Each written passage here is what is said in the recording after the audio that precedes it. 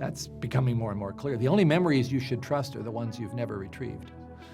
That doesn't help you so much. As soon as you recall something, you have to rewrite it when you replace it where it came from.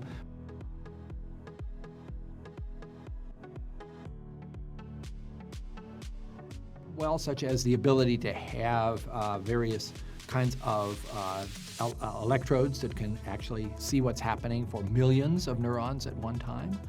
Other kinds of imaging procedures, PET scans that you can walk around with instead of being stuck in some donut where you can't really have much in the way of visual experiences, try to understand what's going on there. New kinds of ways to sample when a neuron fires that you know it did.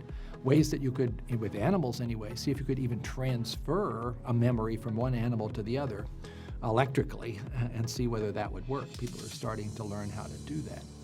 All of that complicated, demanding, needs to bring in lots of engineers and robotics experts, computational experts. This is going to be a big data problem, that's for sure. And I think there's enough sense here that we're on the right moment, the cusp of an opportunity here to make a big push, and that's what we're doing. Because without the technology, we're kind of stuck with a big blank space here in terms of those circuits. Because right now, we have not had the ability to see what they're doing in a real-time experiment. That's what we need to know. I mean, what's going on with memory? What's the molecular basis of a memory? Why is it that when you retrieve a memory, you actually change it a little bit and then you put it back? That's becoming more and more clear. The only memories you should trust are the ones you've never retrieved.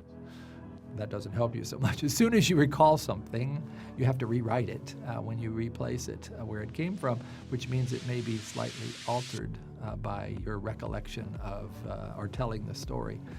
Fascinating, but wouldn't you like to know what is actually going on there electrically and in terms of small molecules or large molecules? We don't know. Wouldn't that be an amazing achievement to understand that?